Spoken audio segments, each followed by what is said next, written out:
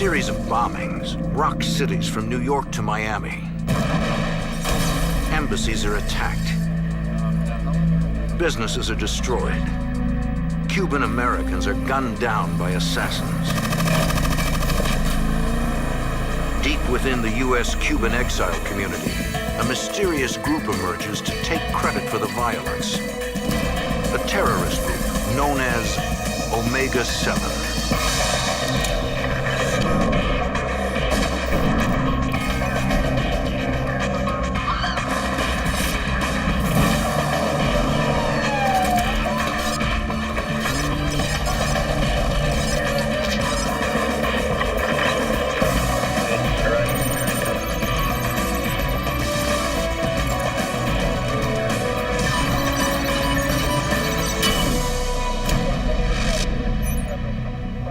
In the late 1970s, the FBI had a working knowledge of anti-Castro terrorists operating in the United States.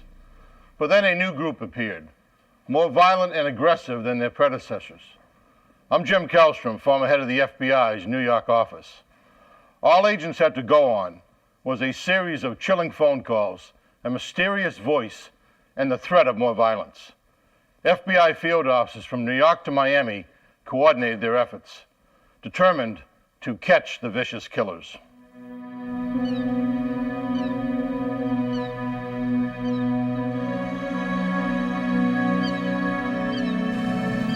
New York City, the morning of June 6, 1976, uptown Manhattan. A massive bomb detonates at the Cuban mission to the United Nations. New York police and the FBI rushed to investigate the explosion. I could actually hear the bombs go off from my apartment. Special Agent Larry Wack lives 3 blocks from the mission. He's on the scene in minutes. The devastation was unbelievable. My first reaction was, there's no way anybody walked away from this thing. And it turned out nobody got injured or hurt. Special Agent Wack examines the entrance of the mission. From the blast pattern, it looks like the bomb exploded directly in front of the door. He notices a security camera mounted overhead. Assuming that the guy walks up and sets it down at the door, he had to be on video. Agent Wack asks a Cuban diplomat for permission to look at the videotape. Videotape from your camera?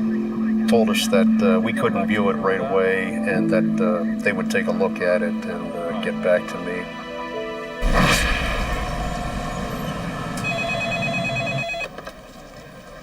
Got a call the next day from one of the diplomatic personnel up there who said that there's nothing on the tape. And I said, oh, okay. This is the game we're going to play. It appears that the Cuban officials are keeping the videotaped evidence for their own intelligence, even if it cripples an FBI investigation. It would be nice in a perfect world if they said, look, here's a copy of the tape and you do what you need to do with it. And, you know, we're going to keep the original, but it doesn't happen. A news station provides the FBI with a tape-recorded phone call from a man who claims he belongs to an anti-Castro organization that bombed the Cuban mission, Omega 7. We are Omega 7. Thank you. The FBI has never heard of Omega 7. For Cubans fleeing Fidel Castro's brutal regime, northern New Jersey has become a safe haven. It is home to nearly 100,000 Cuban immigrants. We're trying to get information. FBI agents talk with people in the community in an effort to identify members of Omega 7. Getting information from the Cuban exile community was one of the most difficult things we ever ran across. Even if they knew who the guys were, to them they're heroes. For the FBI, it's another dead end. Over the next 2 years, Omega 7 strikes targets in New York City again and again. They bomb the Cuban mission twice. Another bomb detonates at Lincoln Center, where an orchestra from Cuba had been performing. In each instance, a representative of Omega 7 calls local news stations to claim responsibility. The terrorist group is on a rampage, but the FBI has few leads. We were coming up with no witnesses. We were coming up with pieces of battery and whatever that wasn't going to pin down anybody. For now, investigators' only solid lead is a mysterious voice claiming responsibility for the violence. To FBI Special Agent Tom Menapace, all the tapes sound like the same person. There were slight variations in tone, but if you listen to them all at the same time, you really picked up kind of a common thread. The caller would identify himself always as a member of Omega 7. Most people pronounced it Omega. There was a distinct Omega with this guy. It was calm, collected. Here's what we did. Here's why we did it. FBI agents in New York and Miami have interviewed dozens of suspected anti-Castro terrorists, but none of the agents recognize this particular voice. The voice was driving us crazy. Nobody's got this voice. We were taking copies of the tapes and playing them with prominent members of the community, and we were basically trying to get a name for that caller. But even those deeply involved in the Cuban community are unable to ID the caller. If there's not that immediate recognition, then a lot of times you get into an area where people are speculating. It's like, gee, it sounds like so-and-so, and you kind of know right there that, you know, they're stretching. Yeah, they're locals. Thanks very much for your help. All right, take care. Thank you. Investigators also play the voice for informants they know have connections to various anti-Castro organizations. No one has any idea who the voice belongs to. Don't recognize anyone. And still, the bombings continue. Northern New Jersey, March 1979. Omega 7 bombs the offices of a Cuban businessman in northern New Jersey. His name is Eulalio Negrin, an activist who helps reunite Cuban refugees with their families in the United States. At the scene, the FBI finds no witnesses and little evidence. Investigators believe the bomb is only a warning. If they meant to kill Negrin with a bomb, I would think that they would have used a more powerful device and known that he was there and put it on his car or something like that. That fall, more than 3 years after the original Omega 7 attack, another bomb explodes at the Cuban mission to the UN. The same mysterious voice calls news stations and takes credit on behalf of Omega 7. A month later, the terrorist group abruptly changes its pattern. Eulalio Negrin and his 12-year-old son leave their home.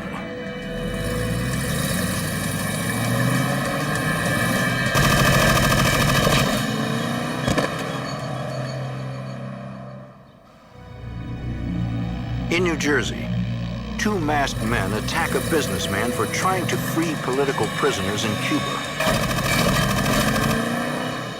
The victim is Eulalio Negrin, a Cuban-American activist. Paramedics try to save his life, but he's lost a lot of blood. In the end, Negrin pays the ultimate price. Tragically, Negrin's 12-year-old son witnessed his father's horrible killing.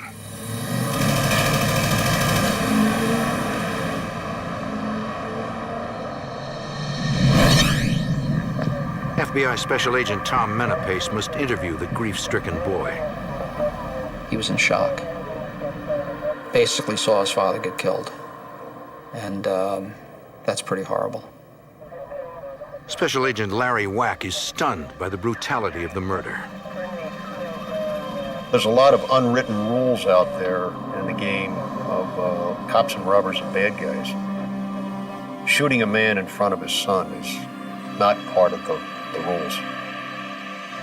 And I found that to be tremendously cold and calculating, and began to realize that we were dealing with some pretty callous fellas.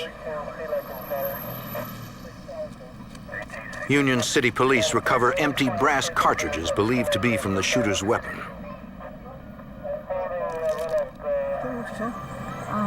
The FBI and police question area residents. Could you tell how many people were inside? You do a real intense neighborhood investigation, essentially tracing the path in which the car was seen fleeing.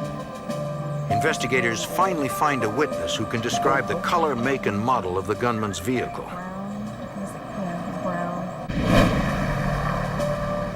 At the Newark FBI office, Special Agent Menapace listens to a news tape in which a voice proudly claims credit for Negrin's murder.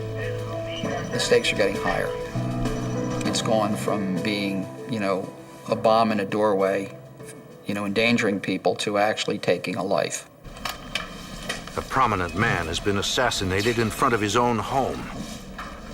But all Agent Menapace has to go on is a vague description of the killer's car. How many of them are registered in Union City or Hudson County or Elizabeth? Who are they registered to? Are any of those registrations people who we have as suspects in the case? In 1979, there was no computerized record system for vehicles by make and model. Investigators failed to find the killer's car. At the autopsy, a pathologist recovers several bullets from the murdered man's body. The bullets could be crucial evidence, but only if investigators can find the murder weapon.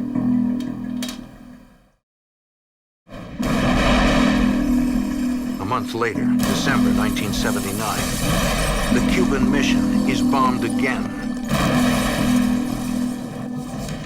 The Soviet mission is also attacked for providing aid to Cuba. The blast seriously injures an NYPD officer. Yet again, the mysterious voice of Omega-7 takes credit for both bombings. Miami, January 1980. A bomb partially destroys a small cigar factory. Now, how long? This is the third bombing in Miami in a year. 3 years now? To the FBI, the pattern is familiar. How about your local? Special Agent George Kaczynski is a bomb tech with the FBI's Miami field office. Some of them I know. There was a tremendous amount of damage done, not just to the building, but to the cigars that were being manufactured there, which are manufactured by hand. As in New York, a representative of Omega-7 calls a local news station to take credit for the bombings. FBI Special Agent Tom Walzer believes the terrorists are trying to intimidate the shop owner, who advocates better relations with Cuba. The goal was ultimately to get to the attention of the Cuban community, but it was also to send a message to the individuals and businesses that had dialogue with the Castro regime, as well as to send a message to the island of Cuba itself. In Little Havana, a predominantly Cuban neighborhood in Miami, FBI agents and police continue to dig for clues. We have good access to Cuban leaders, to individuals in the community, as well as established sources that cooperate with the FBI and other law enforcement agencies, because the Miami PD has informants, Metro-Dade has them, FDLE has them, ATF has them. Despite their wealth of informants, the FBI comes up with nothing solid. Agents compare tape recordings of the Miami bombings with those from New York. They agree that it's the same person. As in New York, investigators play a tape for members of Miami's Cuban community. No one seems to recognize it. Manhattan, March 25th, 1980. FBI agents respond to a report that a bomb has been placed on a limousine belonging to the Cuban ambassador to the United Nations. Through interviews, investigators piece together what happened.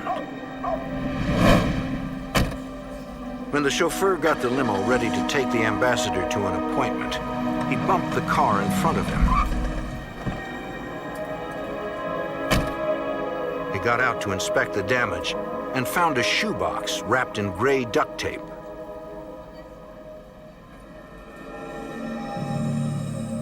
The chauffeur was suspicious. He was aware that the mission had been bombed repeatedly.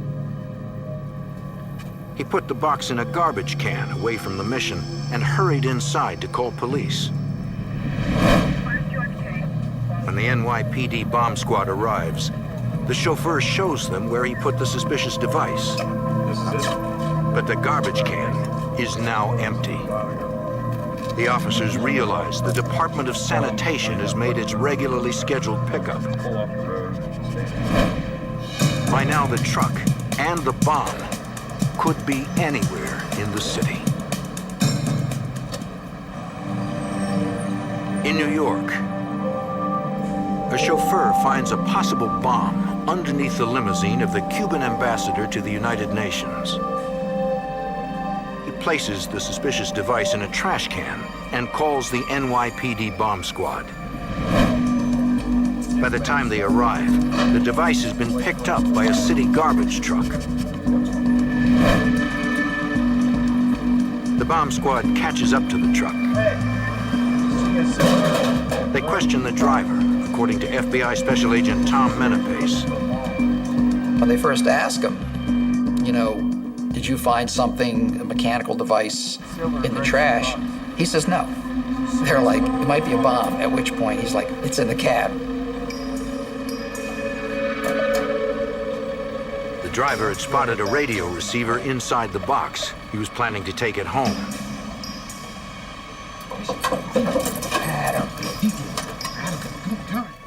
Inside the box is enough C4 explosive to potentially blow up a building.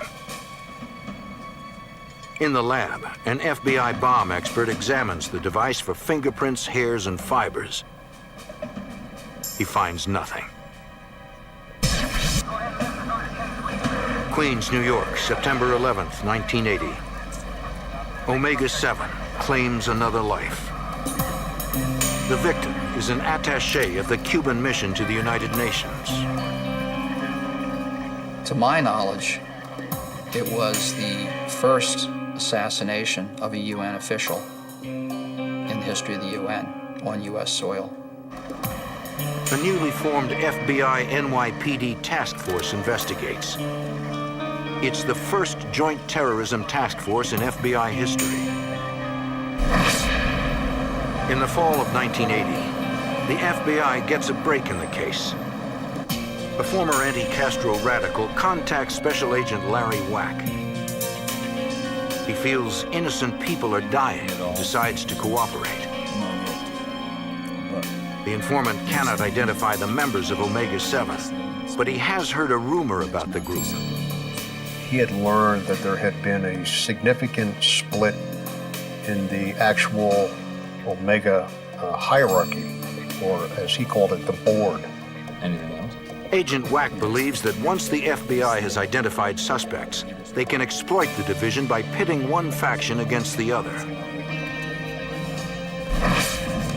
3 months after the murder of the Cuban attaché, a bomb explodes in front of the Cuban consulate in Montreal. At the New York FBI office, the task force wonders if Omega-7 members from the United States are responsible. According to the INS, shortly after the bomb exploded, a car entering the United States refused to stop for inspection. Border guards were unable to get the license plate number. The car was going too fast. But they did get a description of the vehicle. A short time later, a New York state trooper stopped a car matching that description. The two men inside the car denied running the border. A few miles back. Is that you guys? No, sir. We haven't run the border. Without a license plate number or other evidence of guilt, the officer was forced to let them go. But before he did, he wrote down the information from their driver's licenses, including their names, Enrique Erbons and Antonio Casaveres. The task force recognizes Erbons' name. He was known to us as a fanatical, violent exile from Miami. The other gentleman in the car was an unknown entity at that moment, which was interesting to us because the big question was, who is this guy? According to his driver's license, Casaveres lives in New Jersey.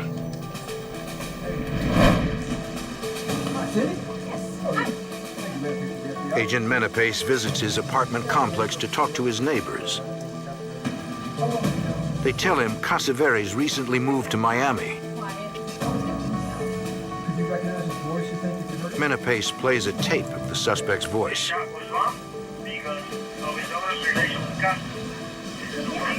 The neighbors all identify the mysterious man, the voice of Omega 7, as Antonio Casaveres.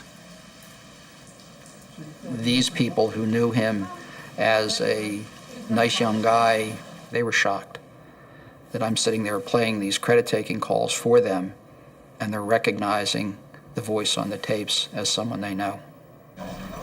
It's a huge break in the case. The task force immediately gets a subpoena for Casaveres' phone records and begins to analyze who he has been calling. It's like dropping a pebble in the water. The leads go outward because you see who he calls, and then you see who they called. We start to see heavy calling in times, in dates leading up to incidents, and then on the day of the incident, no calls. And then after the fact, calls. From the phone records, the FBI identifies 3 other likely members of Omega 7.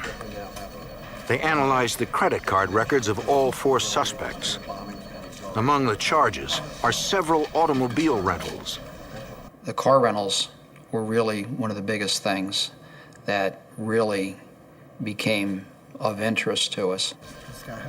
Agents discover that some of the suspects had rented cars at Newark Airport just before the bombings and could have used them in the crimes.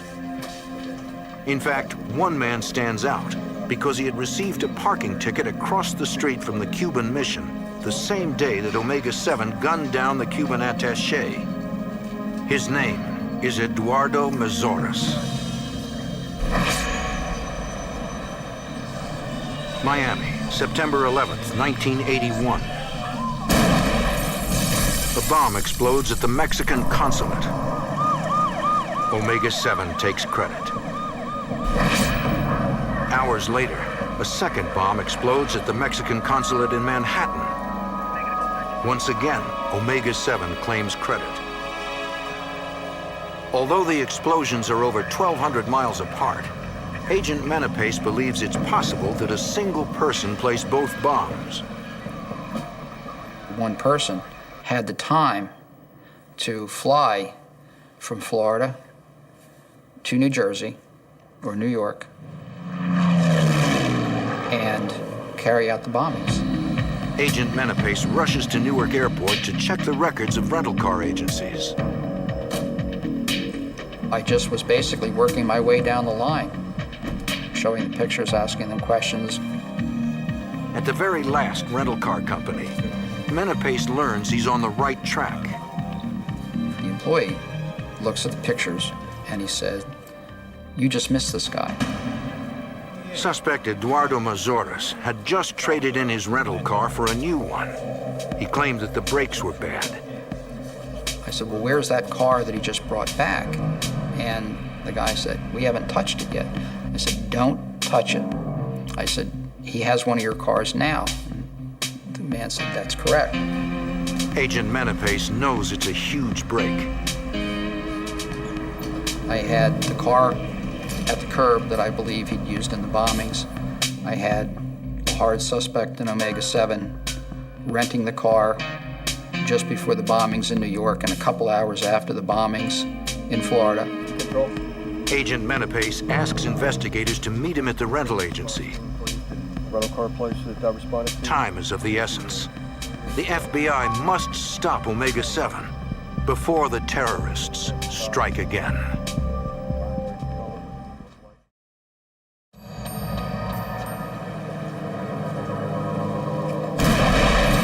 Terrorist bombs explode at Mexican consulates in Miami and New York within hours of each other.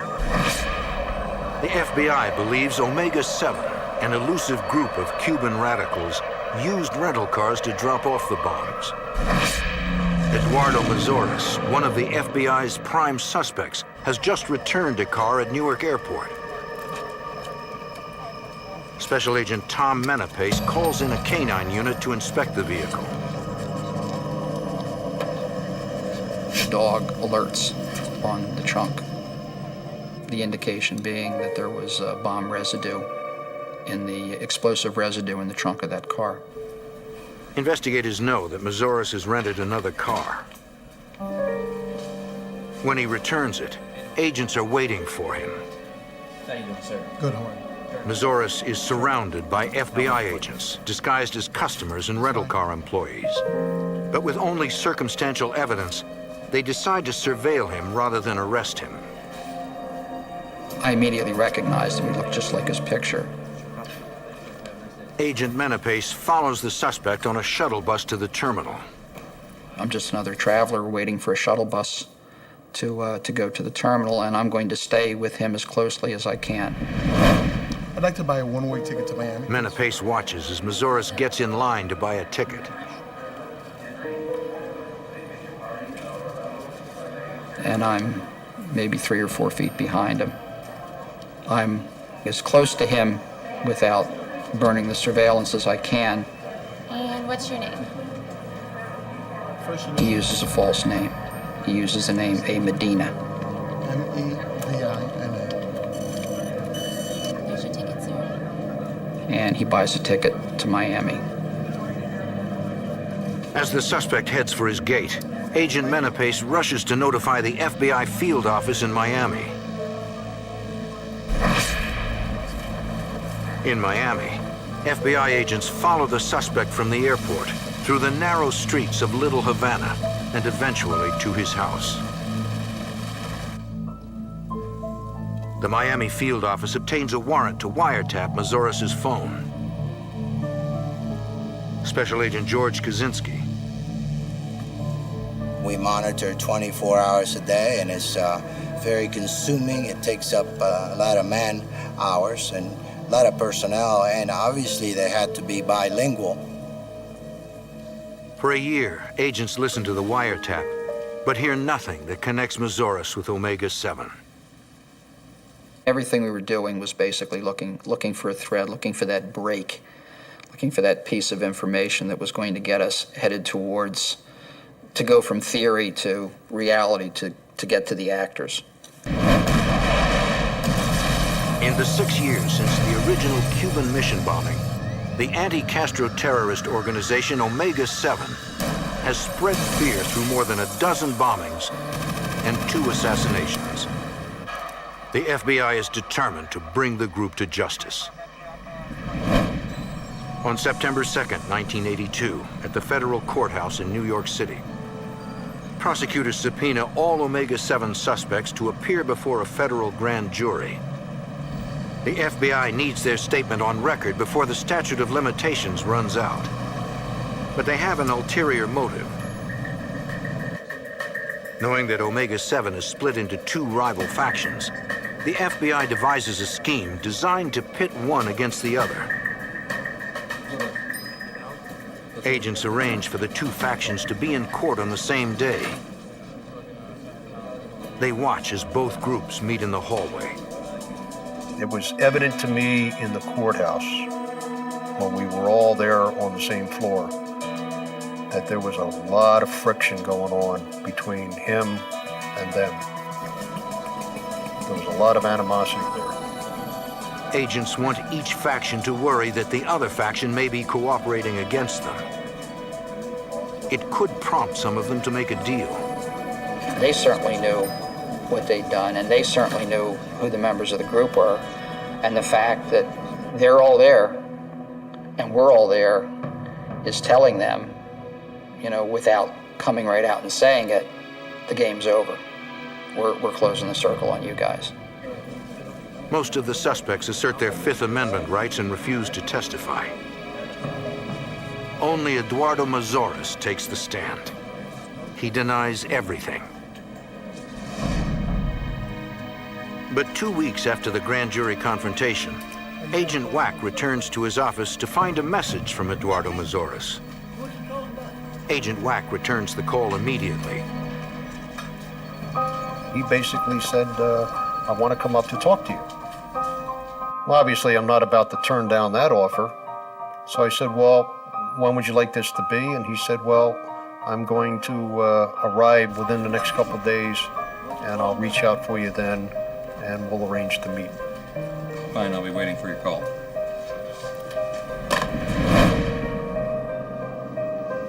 Days later, Agent Wack and an NYPD detective meet Eduardo Mazoras at a hotel in Newark. Heard you got some information for me. He was very well-groomed, and you'd think you were sitting there talking to, a New York City businessman about a deal coming up. That was not really a big deal, at least in his eyes. Eduardo Mazoras tells them that he's come to negotiate with the FBI on behalf of Omega 7's leader, Omar. Omar's a little concerned that the FBI is getting close. Not just New York, but Miami, Newark, and everybody else that's participating in this thing.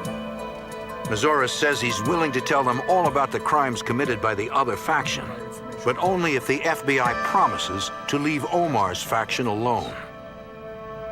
Agent Wack asks to meet Omar in person. Mazoras tells him it's impossible, but he agrees to meet again the next day.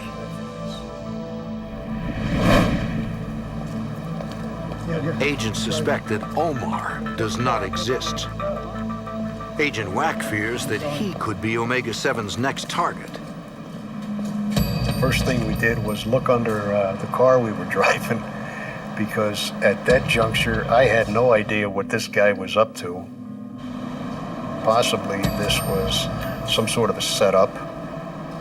So we checked the car for a bomb pretty close when we left.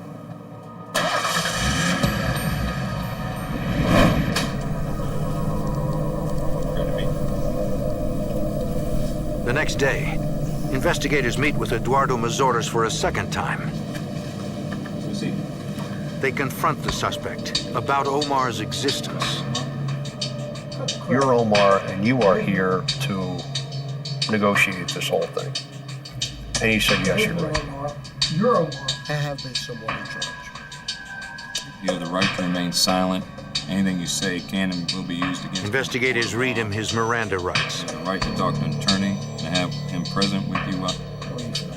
Mazoras talks about the criminal activities of his rival faction.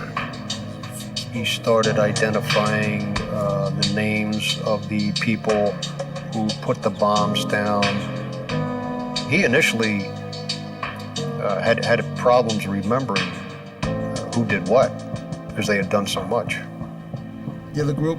Mazoras reveals that the rival faction has more than 1/4 ton of explosives hidden away for future attacks. He tells investigators he's willing to return to Miami to help them find the explosives. Let's say for a favor. He wanted to put the opposing faction permanently out of business, and was hoping that in his own mysterious way that he could work a relationship with the FBI and the government that I'll help you get rid of them, I won't do this no more, and leave me alone. Where's it stored? But in damning his former comrades, Murderous reveals that he is Omega-7's primary bomb maker. He is the one who was going to call the shots as to who dies, who gets bombed, how they carry it out. I remember thinking to myself that you're so deep. I don't even know if a deal's going to be possible with anything here. The FBI now faces a major dilemma. Murderous is a confessed terrorist. They can either arrest him, or they can take him back to Miami to find the explosives.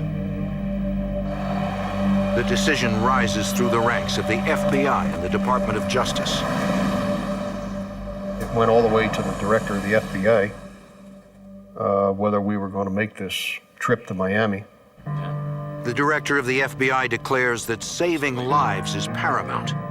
They should send Eduardo Murderous back to Miami. We were duty-bound to attempt to find those 600 to 800 pounds of high explosives. Those explosives could have killed a number of innocent people. We had to take a chance. We had to locate those explosives. Murderous flies back to Miami. His FBI handlers travel on a separate flight, fearing their presence could jeopardize Murderous's cover. Murderous returns to Little Havana with instructions to check in by phone. For 4 days, the informant contacts the FBI to brief agents on his hunt for the explosives. Then, on the 5th day, Murderous sounds odd. And he started wavering about whether he could go on with this whole cooperative thing. I didn't like the tone I heard. I had a bad feeling about the call. Agent Wack encourages Murderous to keep trying and to call him back that afternoon. What's going on? He begins to wonder if the explosives even exist, or whether the informant is just manipulating the FBI.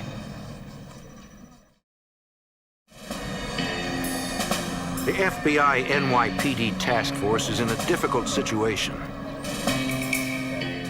They have released an informant, confessed terrorist Eduardo Murderous, who claims he can lead them to a 1/4 ton of explosives. But now agents begin to doubt his intentions. The informant is acting strangely. Special Agent Larry Wack anxiously waits for the informant to call. Hello? He said, I'm sorry, but I'm not coming back. He said, I gotta go, and there was a click on the other end of the phone. For the task force, it's a worst-case scenario. Special Agent George Kaczynski of the Miami field office now has a terrorist loose in his city. We were devastated, and then we had to regroup and say, okay, now we have to find him. Armed with federal warrants, the FBI finds and arrests Murderous's colleagues.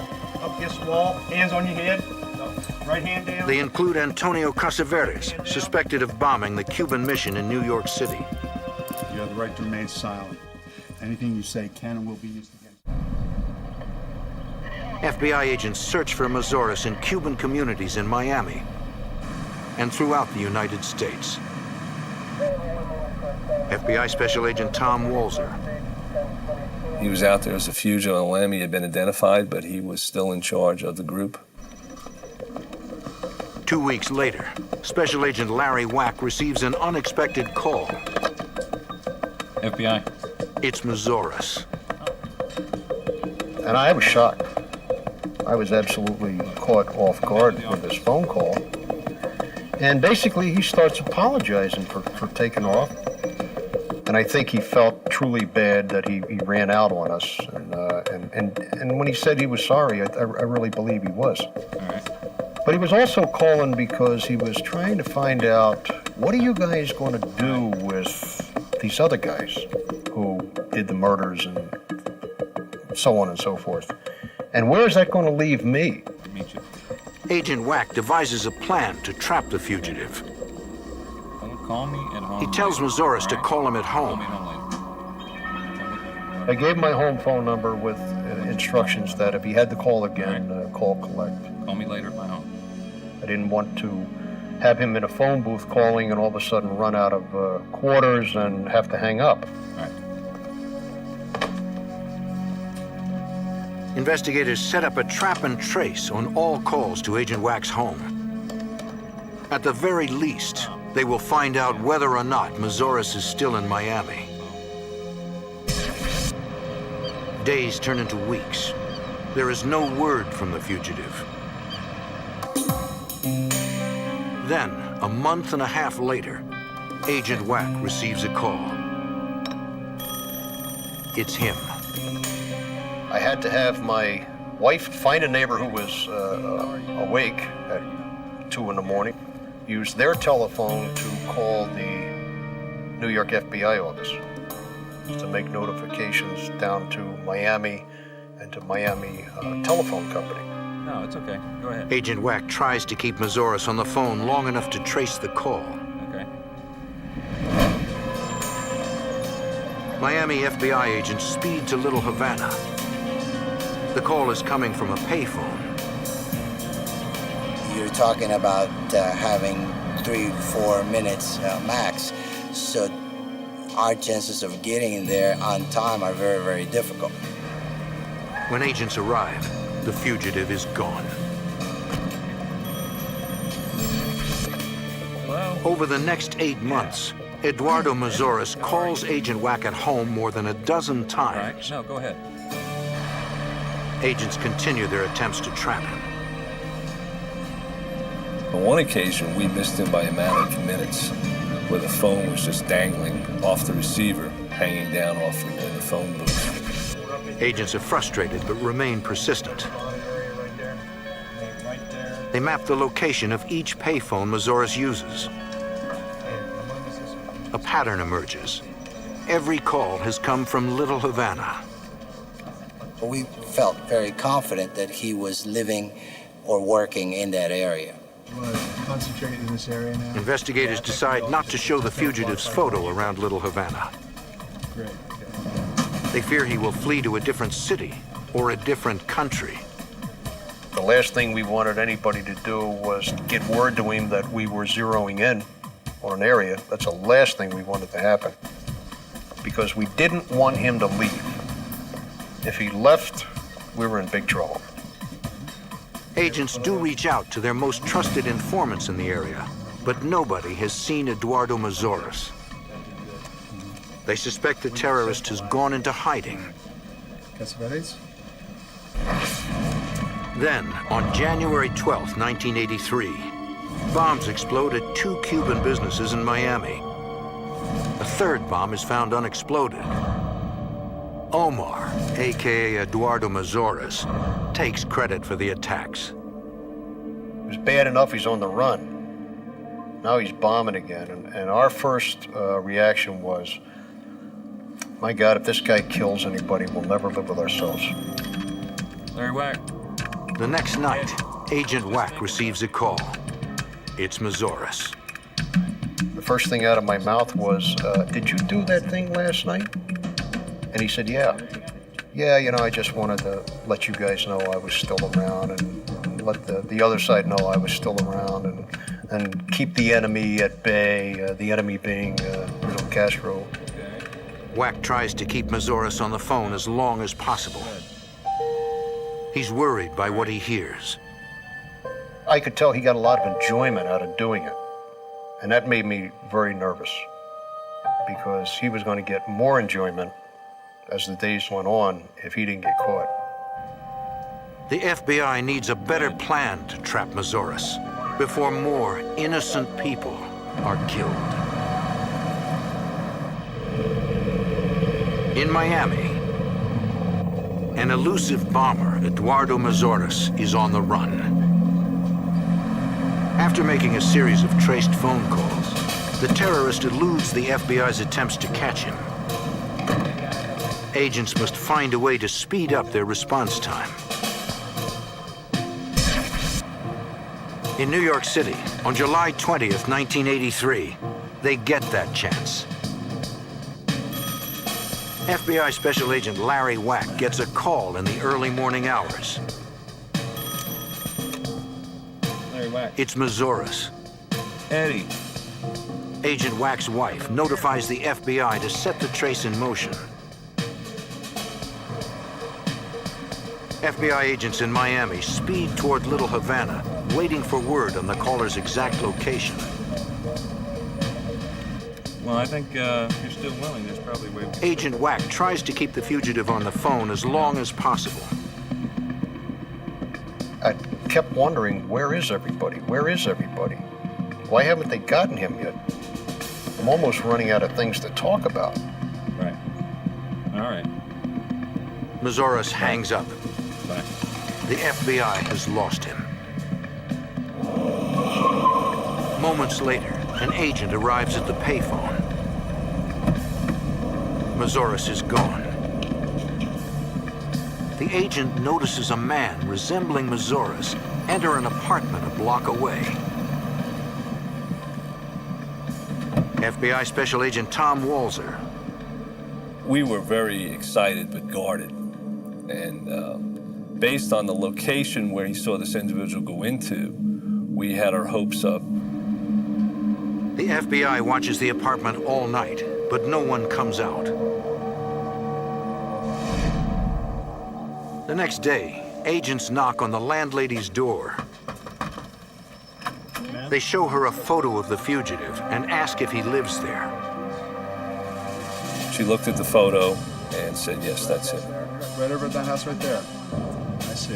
Would you have a few minutes? Rather than provoke a violent confrontation, the agents asked the landlady to call her tenant outside. She knocked on the door and asked for him to come to the door in Spanish. FBI, outside! Outside! Get him out! He was in complete shock when he saw us, a group of agents armed. He was very surprised, and he was placed under arrest. I'm in the kitchen, guys. Inside the apartment, agents find the tools of the terrorists' deadly trade. He had numerous weapons, silencers, Omega-7 stickers, vests, other paramilitary paraphernalia, bomb components. Agents also find remote control devices and half-built timers for setting off bombs. I think that he was preparing to conduct terrorist activities because those timers were at different stages. We felt very gratified that we were able to stop it before anybody got hurt. The federal jury convicts Eduardo Murderous of bombings, conspiracy, and the murder of the Cuban mission attaché. He is sentenced to life in prison. Other members of Omega-7, already incarcerated, plead guilty to conspiracy to murder a foreign official and conspiracy to bomb property of a foreign government. They are sentenced to 10 years in prison. And I think it sent a message to the exile community that, look, we understand you're anti-Castro and you hate communism as much as most of us, but I got bad news for you, pal. You're not going to bring your methods to our streets. The successful conclusion of the Omega-7 case in the summer of 1983 does send a message. It brings an end to anti-Castro terrorism within the United States. A series of explosions rip through New York City.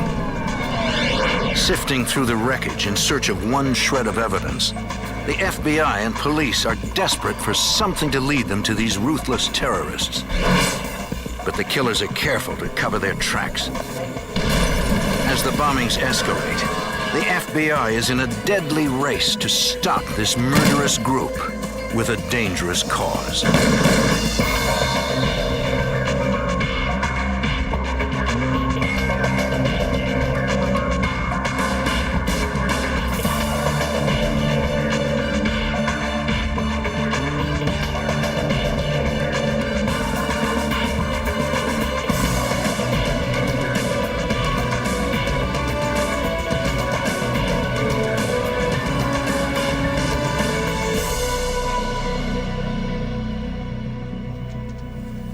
In the late 70s and early 80s, a legitimate Puerto Rican independence movement took hold in the United States.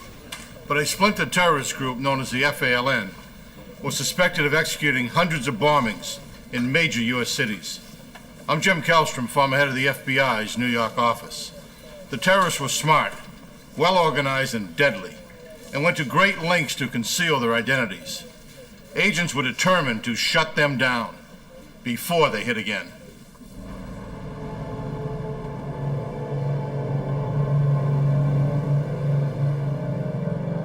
New York City, October 26, 1974.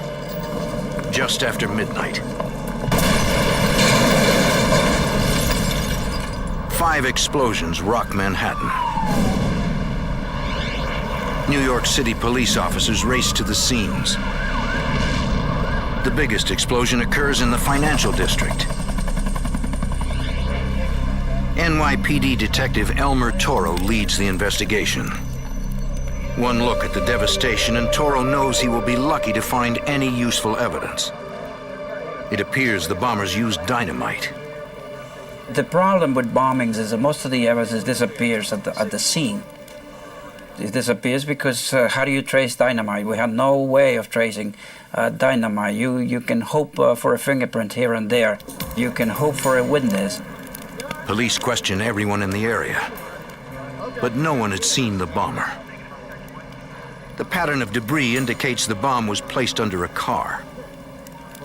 It was put under the engine block, and it picked up the car, and the engine just flew up in the air. Pieces landed up all the way up on the 6th floor. It was a pretty impressive bombing. We did realize quickly that we had a serious problem in our hands. The only solid clue found at the scene is the tattered remains of what appears to be a leather luggage handle. While police continue to process the scene, they get a call from the Associated Press. One of the alleged bombers called the news agency and told them to look at a phone booth near the bomb site. The patrolman is dispatched to the location. There, under the phone, he finds a letter. He takes it to headquarters to study it for leads. The letter is from a group calling themselves the FALN. In Spanish, the initials stand for the Armed Forces for the National Liberation of Puerto Rico. They are a fringe group with a limited following. The FALN is not even known in Puerto Rico. It's known to the radical, it's known to those fighting for independence, but in general, you speak to the average Puerto Rican, and the FALN is totally unknown to them. The former Spanish colony of Puerto Rico is voluntarily part of the United States. In elections, more than 90% of Puerto Ricans vote to continue to be part of the U.S., while less than 5% vote for independence. Now that 5% has turned dangerous. In the letter, the FALN demands that the U.S. abandon Puerto Rico, or more bombs will explode. These are not people that believe in the electoral system. Their objective is to be violent and, through fear, cause the people to support them. What began as a bombing investigation is now a terrorist attack. And fighting terrorism is the job of the FBI. The NYPD goes to the Bureau. Detective Toro briefs FBI Special Agent Don Wofford on the evidence found at the bombing locations. The evidence showed that the device was a dynamite-like high explosive, definitely set off by some kind of detonator, because that's the only thing that sets off the sticks of dynamite. There were plenty of pieces to show a watch had been used as the timing device, and plenty of pieces of a battery showing that the battery had been used to complete the circuit. Pieces of debris showing that this device was in some kind of bag. Several pieces of a handle were found. It's not much to go on, but it's all the investigators have. They try to find out who made the handle. Perhaps they can use the information to learn who bought it. They then turn their attention to the communique It demands the U.S. abandon Puerto Rico and release 5 Puerto Rican terrorists from federal prison. The terrorists have been in prison since the 1950s. Decades earlier, on November 1st, 1950, 2 Puerto Rican gunmen try to assassinate President Harry Truman and fail. 2 Washington, D.C. policemen are badly injured in the gun battle. 1 policeman, as well as one of the terrorists, dies. The surviving gunman is sentenced to life in prison. 3 years later, 4 more pro-independence Puerto Ricans are sent to prison after opening fire in the House of Representatives. Now Detective Toro and Agent Wolford theorize friends or family of the 5 may be behind this new terror group. I was hopeful that working on the background and the current status, maybe, of those 5 political prisoners would be some kind of lead. So we went behind each of those people. We checked their mailing list. We checked their people who visited them. At the same time, the NYPD and FBI monitor any Puerto Rican activists who have a history of promoting violence. 1 month after the bombing, the NYPD gets a call about a dead body in an abandoned building in Spanish Harlem. Rookie NYPD officer Angel Poggi, on his first day on the job, goes to investigate. Officer Poggi is of Puerto Rican descent and proud to have become one of New York City's finest. The door was booby-trapped, and he blasted him right across the street and ended his career on the spot. Although Officer Poggi survived the blast, he lost sight in his right eye. When police search the building, they find no dead body. The phone call was a lie to lure police into a deadly trap. The bomb squad recovers explosive residue and another luggage handle. Like the earlier bombing, they determined this bomb was made of dynamite. From the pattern of the blast damage, they suspect it was probably hung on the back of the door, possibly in a garment bag. Through another phone tip, police recover an FALN communique that proudly claims credit for bombing Officer Poggi. For the NYPD, this investigation has become personal. They're fighting for Puerto Rican independence, and the first cop they mutilate is a Puerto Rican kid. A Puerto Rican kid, because that's all he was. When they get to your house, you sort of react a little bit different. We knew we had a war in our hands.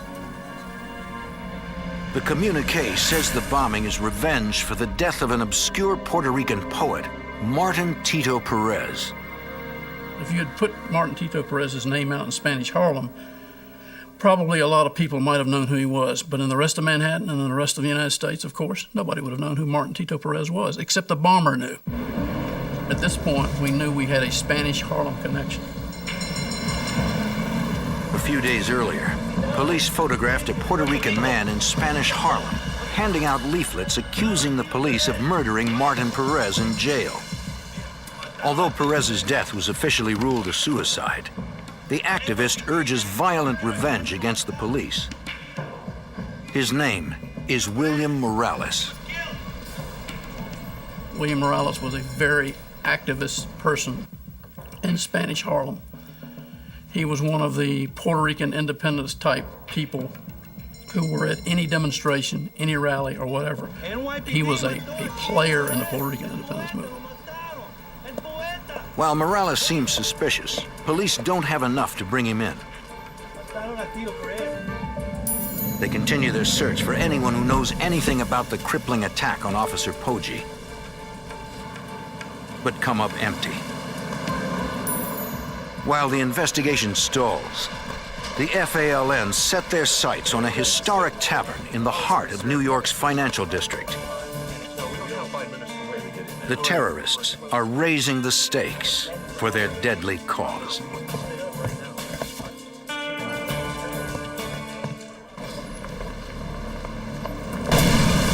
A terrorist group called the FALN detonates a series of bombs all over New York City.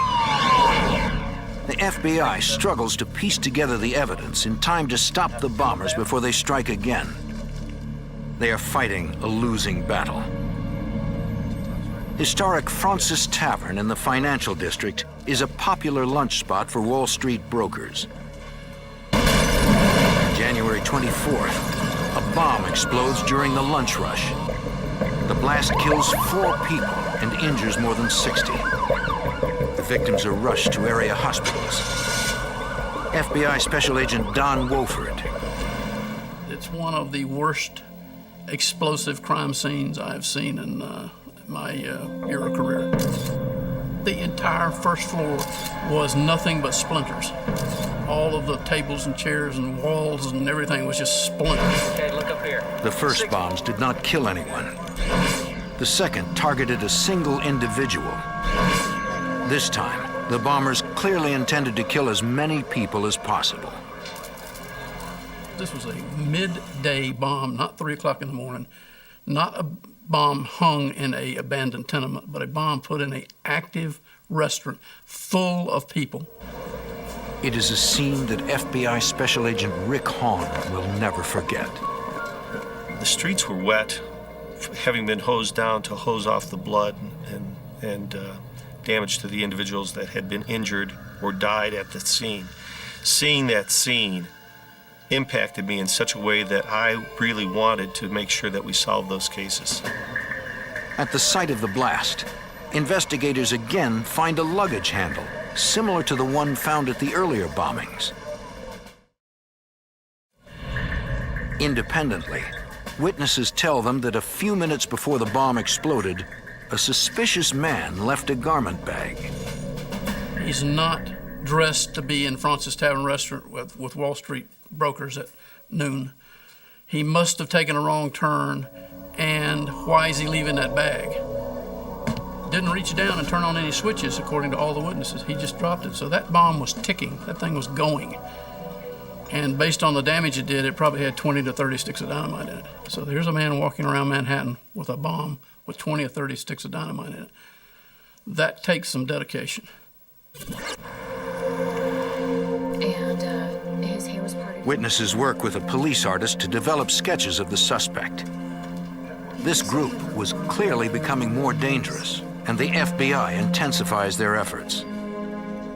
Look, I got this sketch on. The FBI distributes the sketch all over New York. But investigators can't find anyone who matches the description. So on these letters, In the lab, technicians review what little physical evidence they have. They turn to the letters left at each of the sites outlining the terrorist group demands. Their objective was to kill executives from U.S. corporations, and they say that right in the communique. Corporate America is seen in those days as part of the military-industrial complex, and as such, attacking U.S. corporations is as good as attacking the U.S. government. right here. Lab technicians confirmed that all 3 FALN communiques use the same paper, typeface, and letterhead. It's not much to go on.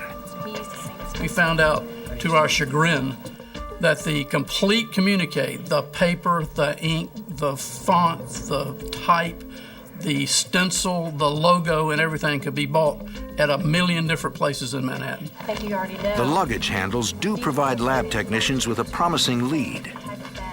The garment bags used to hide the bombs are all one particular model made by one manufacturer. It could be the break the investigators need. The FBI contacts the manufacturer for a list of every store in the New York area that carries the bags. Over the next few weeks, investigators visit each store and show the sketch. But no one seems to recognize the suspect. The bombings continue. 3 months after the Francis Tavern bombing, an FALN communique takes credit for 4 bombs that explode after midnight in Midtown Manhattan. Then, 800 miles away in Chicago, the unimaginable happens. Bombs explode at 2 banks. an FALN communique takes credit. The terrorists are now a nationwide threat. In the New York FBI office, investigators compare the Chicago communique with earlier FALN communiques. We know immediately when we get the communique, from the masthead being the same, from the logo being the same, that this is in fact our FALN. This gives investigators new angles to pursue. There's a whole new theory that arises from that, and that is that we can't find them in New York because they're really a Chicago-based group. The FBI contacts Special Agent William Dyson in the Chicago field office. This is the first time Chicago is being involved in this group called the FALN. New York has a very large Puerto Rican population, and it appeared as though these attacks were going to be strictly in New York. Now Chicago comes new on the scene. So we were really not sure what to do. We're turning to New York saying, do you have any leads? Can you give us a hint? Where do we go? Somehow, the FALN must communicate or travel between New York and Chicago. The FBI and police begin rechecking their list of potential suspects. We can look at our New York people and see what kind of Chicago connections they have. Do they travel to Chicago at all? Do they, in turn, have visitors from Chicago? Is the travel the reverse? Do we see Chicago people in New York, and then do we have a bombing? Investigators determined that several of the Puerto Rican activists they had been watching in New York have links to Chicago. We had all of our people that we thought were interested under 24-hour surveillance. And by that, I mean we were sticking with them wherever they went. I would spend weeks and weeks on the street. We just couldn't get to the next level. Their surveillance is not working, and the terror continues. 9 months after the Francis Tavern bombing, bombs again explode in New York. This time, the bombs also tear through the financial centers of Chicago and Washington, D.C. Once again, the FALN takes credit. After the attack, law enforcement in Chicago and corporate security guards respond by searching around their buildings. Outside the corporate headquarters of an oil company, guards discover a suspicious bouquet of flowers linked to FALN. And they find 14 roses, high quality roses, like you would give for Mother's Day or something of that nature. Within these roses is this bomb. The Chicago police bomb tech defuses the bomb. Now, for the first time, investigators will have the opportunity to examine an unexploded FALN bomb, which could provide critical leads. A crime lab technician reads the unique identification numbers on the sticks of dynamite. It is traced to a dam project in New Mexico, but the trail stops there. No dynamite was reported stolen. When that lead proves to be a dead end, investigators try to trace the bouquet of roses. We've got to go to the florist. Well, it turns out there's something like 800 florists in the Chicago area. We went to every one of them. When I say we, I mean law enforcement. It wasn't just the FBI. We all got together, and we all divided up all the florist shops, and we went to every one of them. Could not find where those roses came from. Back in New York, the FBI realizes the components of this bomb match the other bombs. Investigators compile lists of all the stores in the New York City area that sell each of the items. They find one store that sells everything. We identify a store up in the Bronx that sells the particular types of watches that have been used, it sells the propane tanks. More importantly, it sells the types of bags that have been used to contain the bombs. The FBI theorizes that maybe the bombers got sloppy and bought everything at the same store. At the store, investigators show the owner the composite sketch. Couldn't say by name who the person was, but that a person similar in appearance to that person had been at his store, definitely buying a whole series of the bags and a whole series of the batteries. Investigators believe this could be a major break. They show the store owner photos of possible suspects. She can't positively ID any of them. But she does agree to help. We did solicit the cooperation of the owner of the store. She allowed us to go in and mark discreetly the bags, the watches, those sorts of things, to see whether or not they would be used in a device. These marks might survive the blast and could confirm the items were purchased from her store. Investigators also established round-the-clock surveillance. And when a person bought a bag, we would put a surveillance on that individual and try to identify who this individual was and try to match the composite to the purchaser of the bag. Now the agents will have to wait and see if the terrorists walk into their trap. In New York, a terrorist group called the FALN plants a series of bombs, killing 4 people and injuring more than 60. Now they've expanded their terror spree to other American cities, including Washington, D.C. and Chicago. The FBI has been struggling to get a lead on the group. They learn that items similar to those used to make the bombs are all sold in a store in the Bronx. Agents set up surveillance. But after months of watching the store, they find nothing. Perhaps the terrorists have already stockpiled supplies. Or perhaps they have spotted their surveillance and are once again one step ahead of investigators. Months after the most recent bombing, the case takes a bizarre twist in Chicago. The police there get an odd tip. An informant reports that a man at a garage has been trying to sell sticks of dynamite to street gangs. The responding officer hears hammering and sees a man trying to break open a trunk. Hey, stand up, put the hammer down now. The officer also spots dynamite. Put your hands up where I can see him. The man says his friend stole it from an apartment that contains even more explosives. The FBI rushes to the apartment. Inside, they find more than 100 sticks of dynamite and other bomb-making materials. FBI Special Agent William Dyson. So we not only have explosives, but we also have propane tanks. We have a lot of drilled-out wristwatches. We even have communiques. Investigators feel confident they have discovered an FALN bomb factory. We definitely have the FALN, there's no question about it. The problem is, who are the people connected with this apartment? While the bomb squad renders the building safe, investigators question tenants who say no one lives in the apartment. They say they have seen 2 people going in and out, the building's owner, Carlos Torres, and his wife. One of the things that struck us right away was this lack of sophistication here. The idea of having a bomb factory in your own building.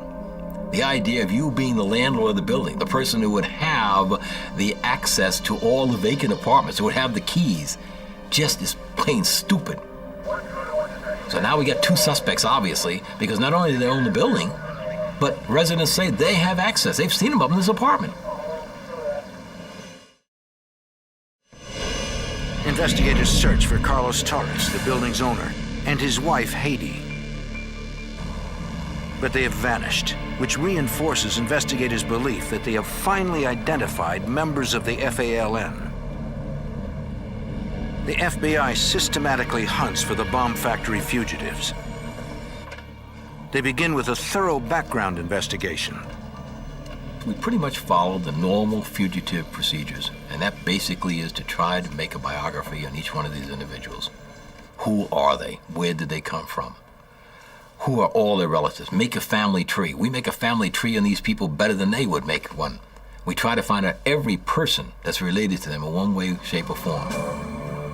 Agents interview and watch all of their known relatives and friends. But the fugitives have disappeared without a trace. At the same time, the FBI focuses on an odd document found in the bomb factory. It seems all the Chicago FALN suspects belong to the same Latino church committee. The Chicago FBI notifies New York. Take it a really close FBI Special Agent Rick Hahn. There was a suspicion that the FALN had co-opted this organization, this charitable organization, for its own purposes, to use it for travel, to use it for funding. FBI Special Agent Don Wolford reviews records that show the Chicago suspects used church-paid tickets to fly to New York before several past bombings. There's lots of travel back and forth, financed by the organization, because ostensibly it is supposed to be lending and giving grants for people to start neighborhood community-type Hispanic activities, like Spanish Bibles and hymnals maybe for a church in a Hispanic neighborhood, that kind of thing. Investigators also discovered that the church committee includes a familiar face, New York pro-violence radical William Morales. They keep a close watch on Morales and all the members of the church committee, but investigators don't see anything suspicious. They don't have enough probable cause to request wiretaps or search warrants. We've taken a lot of heat. You know, a lot of people were asking, what are you guys doing? You know, these people keep on blowing up all these, what are you guys doing?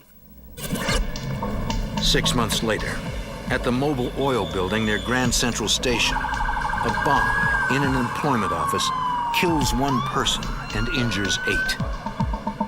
She came in, she put the umbrella on. The FBI and NYPD arrive and question witnesses. A woman who takes job applications claims she saw the bomber. She was, you know, I know who left that bomb because I saw her and I talked to her, and I cannot believe a little girl, she kept saying, a little girl like that would leave a bomb in here and blow somebody up. But I saw her, and that's who left it. The witness says a woman came in carrying a closed umbrella that seemed unusually heavy. She knew when she hung that device there, when it went off, somebody was going to get hurt. The suspect took a job application. She scratched quick a name and an address.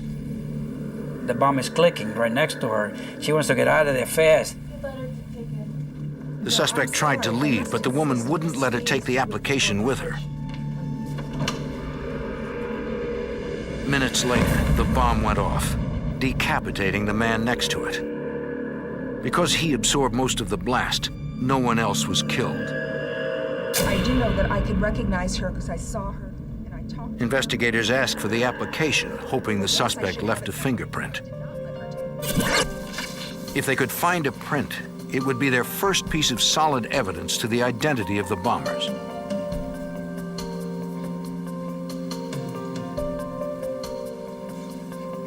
The lab uncovers nothing on the front of the application.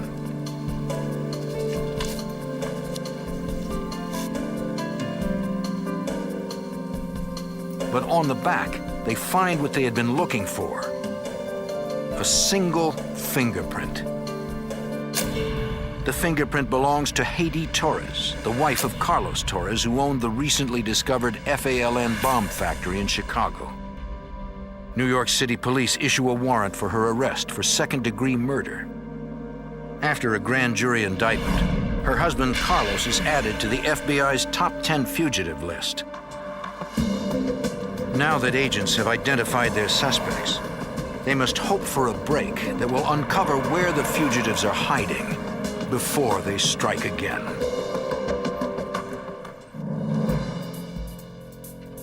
A terror group called the FALN plants bombs in major cities around the country, including New York and Chicago, killing 5 people and injuring more than 80. In New York, the FBI suspects that William Morales, a pro-violence radical, is somehow connected to the group. But after months of surveillance, investigators haven't seen anything suspicious. The FBI finally asks Morales if he will talk with them. Surprisingly, he agrees. FBI Special Agent Don Wolford watches through a one-way mirror as Detective Elmer Toro questions Morales about the FALN terrorist group. But he gives them nothing. Cool, collected, not the least bit upset, not intimidated whatsoever. I don't know nothing about nothing. Investigators watch for clues to try and determine if it is just an act. My position was, he's a player. He's definitely a player. Maybe he is a minor league player and he doesn't know anything. I don't believe it, but maybe. But he's a player. Investigators continue to suspect Morales. But without more evidence, there are legal limits to how far they can go. 2 months later, Queens, New York. Firefighters respond to an explosion in an apartment and find FALN letterhead. FBI agent Wolford arrives just as paramedics take a badly injured man from the apartment. Agent Wolford believes the man may be an FALN suspect and tries to identify him. But the man's face is badly injured and his hands are nearly blown off. Inside the bare apartment, investigators find 3 small pipe bombs. Evidence suggests a 4th pipe bomb exploded while being built, which explains how the man injured his hands. Investigators discover a copying machine and papers printed with the FALN logo. They also find a large stockpile of explosives. Detective Elmer Toro goes to the hospital to try to identify the suspected bomb maker. The man's hands are so badly injured that police are unable to get fingerprints. Detective Toro tells the man that investigators will learn his identity from evidence at the bomb factory. You can see this. He might as well admit his name now. But the man can't speak. Manuel Rodrigo. I wrote a bunch of names, people that I suspected. Once we got to the name of William Morales, he moved and he agreed without saying who he was. But he basically identified himself. Detective Toro believes they may have captured the FALN's bomb maker. Toro grills him for information about the organization. But Morales refuses to cooperate. 9 months later, Morales goes on trial for reckless endangerment and possession of dangerous weapons. Well, Morales didn't fight. Morales claimed a prisoner of war status, no defense, which is a dream for the prosecution. The judge sentences him to 89 years. Police take Morales to the jail ward of Bellevue Hospital to be fitted with artificial hands before going to prison. Incredibly, despite police guards in the hallway, he manages to escape. Investigators rush to Morales' hospital room.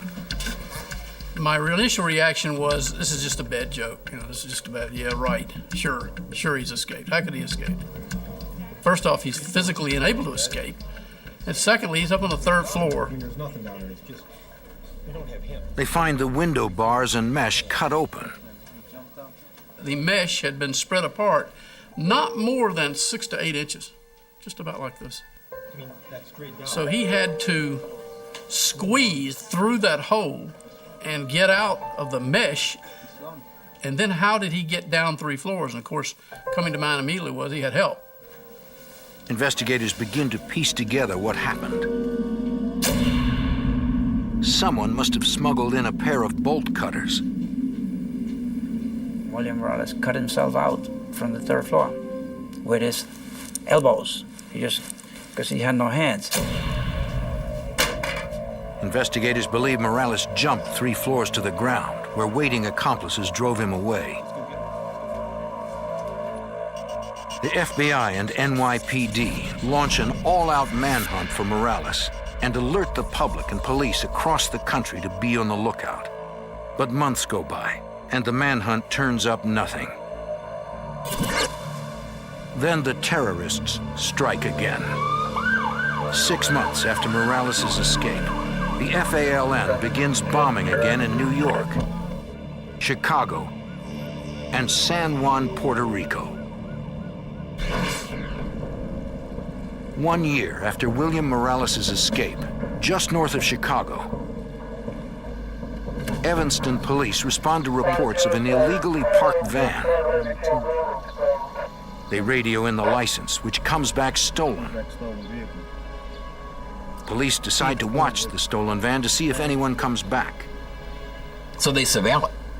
I mean, they could have towed it away, but they surveil it. A short while later, a man and woman drive up to the van and begin loading it.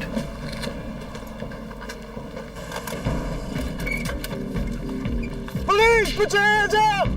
Let me see your hands! Let me see your hands! Turn around! Face away from me! Stay right where you are! Police confront the two and find rifles.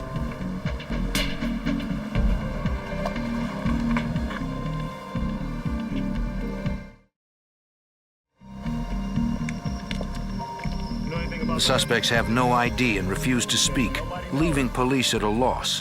Where'd the weapons come from? They can't even figure out what nationality they are. So they bring him in. So they got those two people.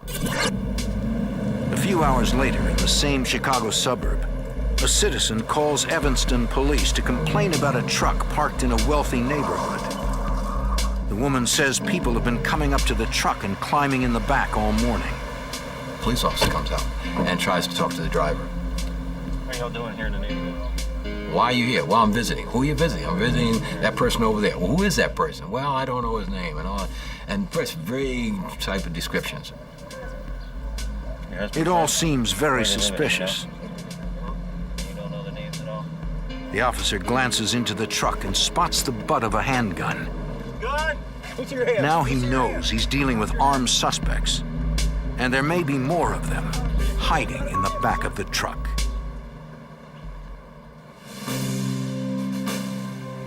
Step out of the vehicle, sir. Amid a rash of terror bombings, officers in Evanston, Illinois, arrest a suspicious couple. In the back of their truck, police find people with shotguns, handguns, and disguises.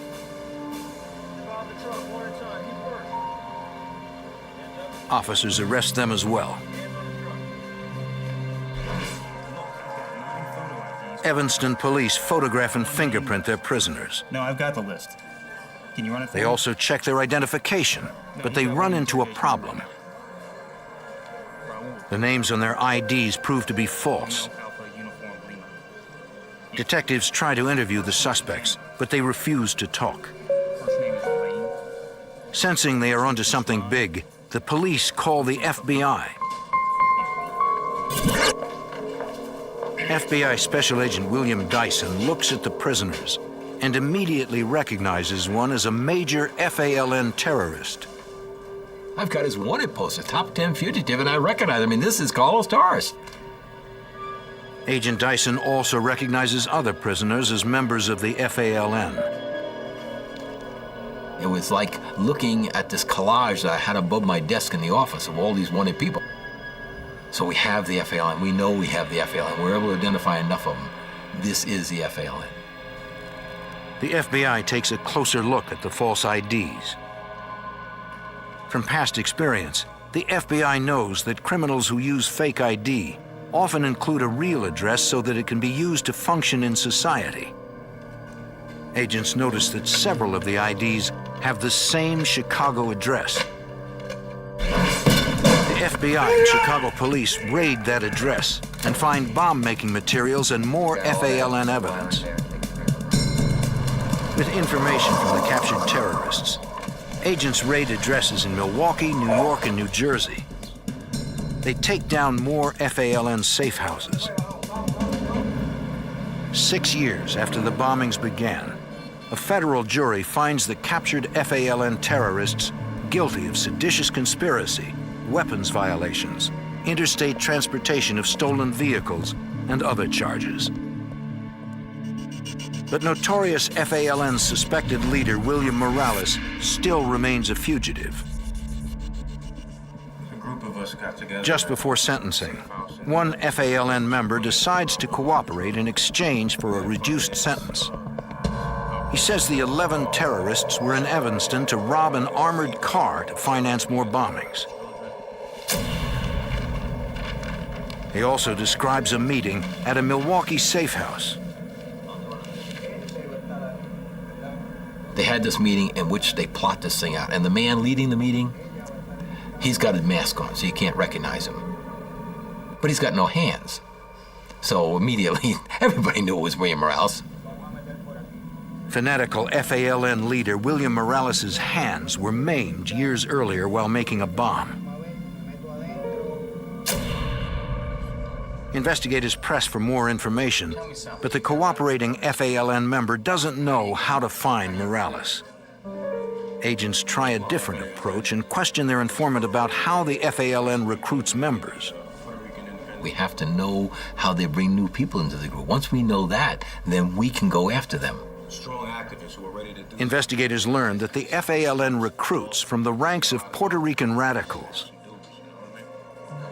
Anyone who joins must drop all political activities in order to maintain a low profile.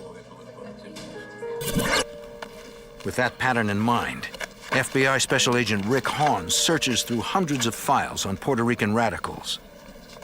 It's a long-shot attempt to identify the remaining FALN terrorists. We looked for individuals that had stopped attending rallies and things like that, that had made themselves quite well known prior to that time. And we focused on them for surveillances.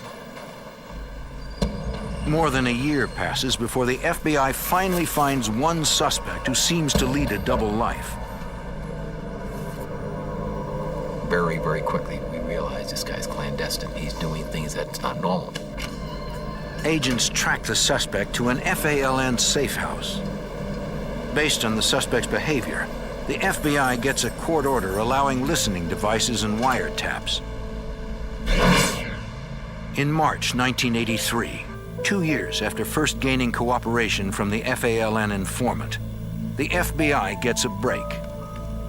Through a wiretap, they overhear a suspected FALN member on the phone asking a mysterious man in Mexico to come to Chicago. He refused to come up and said, basically, why don't you come visit me? I'm having plastic surgery done. I'm in need of good identification. I can't come into the country. I'll be too easily recognized, that sort of thing. The mysterious man says to call the same number in a week. In a huge break, investigators identify the mystery voice as that of the FALN's fugitive leader. By his voice, we were pretty sure that it was probably William Morales. It's the first time the FBI has heard Morales' voice since his bold escape from New York police custody 4 years earlier. The FBI traces terrorist leader William Morales' phone call to a cafe in Puebla, Mexico. Back in Chicago, the FBI is stuck. They have no jurisdiction in Mexico. Agents plan to continue listening to their wiretap and arrest Morales when he makes his plan to come back to America. But since Morales may have had plastic surgery and significantly changed his appearance, agents ask Mexican federales to secretly photograph him. FBI Special Agent Rick Hahn. The federales went down to that coffee shop and found Morales seated at a table there. Morales had severely maimed his hands years earlier while making a bomb. He cannot protect himself or fire a gun. The FBI warns the federales he is probably accompanied by an armed bodyguard. FBI Special Agent Don Wolford. We told him, hey, this guy's got backup, watch it. You just can't walk up with this guy and say, in the car. The federales don't see a bodyguard and decide to make the arrest themselves. NYPD Detective Elmer Toro. They were not supposed to take him down. They were supposed to take photographs. And they decided to make the arrest. And William Morales, like a nice trained terrorist, he simply gave up. And I provided the opportunity for his bodyguard to step out of the restaurant.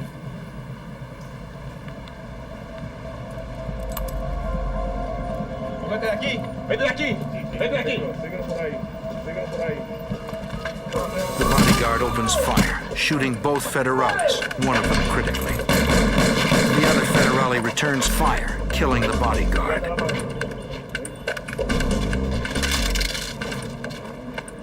He takes Morales into custody, but his arrest comes at a great price. The wounded federale dies on the way to the hospital.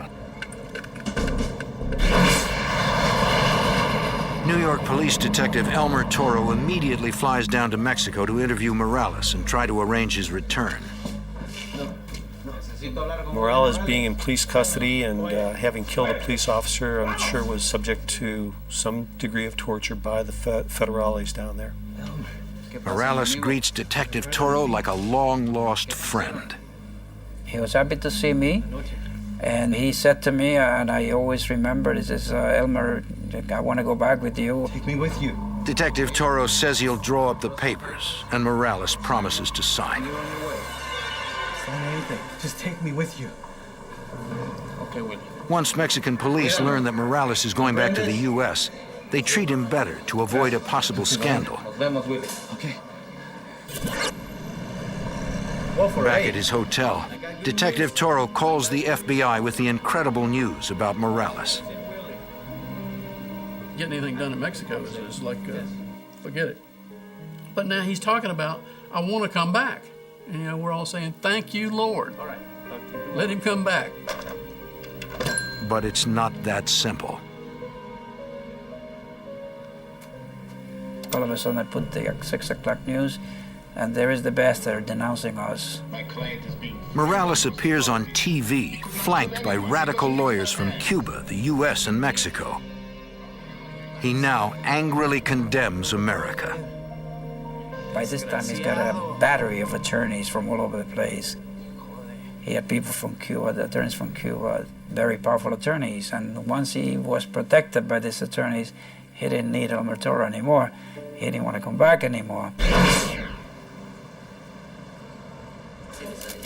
Detective Toro now realizes that Morales used him to gain better treatment in jail while waiting for his lawyers to arrive. In the months to come, Cuba uses its influence and money to win the release of Morales. He's on the beach in Cuba, in Cienfuegos, Cuba, I believe. Sooner or later, Fidel Castro's government is going to go, and maybe we'll see Morales at that point. With Morales in permanent exile and other key members in prison, the FALN's 8-year reign of terror comes to an end.